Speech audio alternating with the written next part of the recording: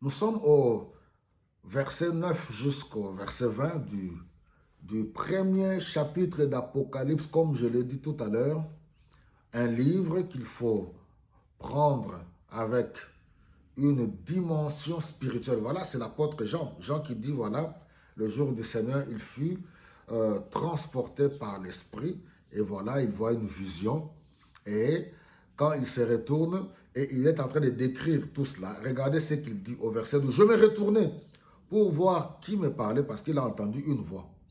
Alors, je vis cette lampe d'or. Il commence à décrire. Au milieu d'elle se tenait un être semblable à un homme. Ouais. Il me parlait, je me retournais, alors je vis cette lampe d'or. Au milieu d'elle se tenait un être semblable à un homme. Il portait une robe qui lui descendait jusqu'aux pieds et une ceinture d'or autour de la taille. Ses cheveux étaient blancs comme de la laine et comme de la neige. Et ses yeux flamboyants comme du feu, ses pieds brillaient comme du bronze poli, purifié au four, et sa voix résonnait comme de grandes chutes d'eau. Il tenait cette étoile dans sa main droite, et une épée aiguë à deux tranchants sortait de sa bouche. Son visage resplendissait comme le soleil à midi. Quand je le vis, je tombais à ses pieds comme mort. Il posa sa main droite sur moi et dit, n'aie pas peur. Je suis le premier et le dernier. Vous voyez, dans ce livre-ci, à chaque fois, le but de ce message, c'est pour nous encourager de ne pas avoir peur. Il dit, c'est moi le commencement et la fin. N'aie pas peur. Je suis l'alpha et l'oméga. Je suis le premier et le dernier. En dehors de moi, il n'y a personne. Il continue, il dit, je suis vivant. J'étais mort. Maintenant, je suis vivant pour toujours. Je détiens le pouvoir sur la mort et le monde de mort, et écrit ces choses, et ainsi de suite. Voilà, dans la vision, quand Jean était transporté, c'est le Seigneur Jésus-Christ, comme je vous ai dit dans mon message précédent. Ici, Jésus est présenté, voilà, différemment, comme on l'a présenté dans... C'est une autre figure différente de celle des 4 évangiles et des épîtres des apôtres.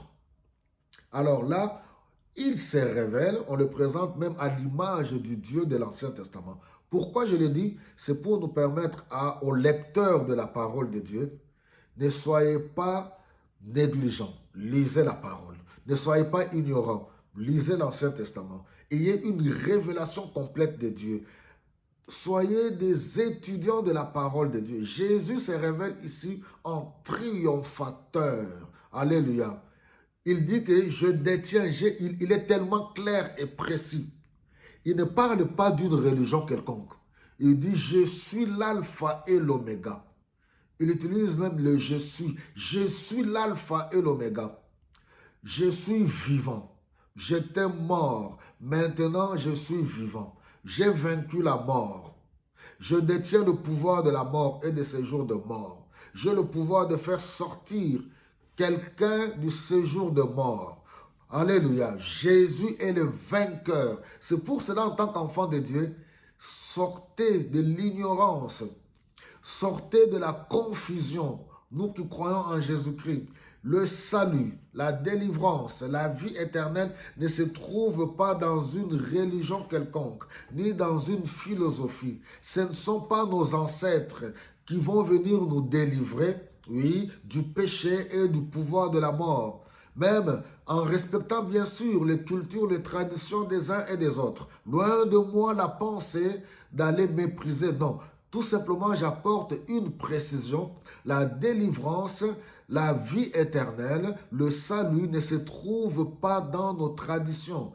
Oui, On peut garder ses traditions, ses us et coutumes, c'est-à-dire la manière de vivre et de faire. Ce n'est pas mauvais. Alléluia. Mais le salut, celui qui a vaincu la mort, qui a vaincu le diable, la puissance du monde des ténèbres, la vie éternelle, la vie pour toujours. Alléluia. C'est Jésus-Christ. N'ayez pas peur. Alléluia. Ne craignez rien. Que Dieu vous bénisse abondamment.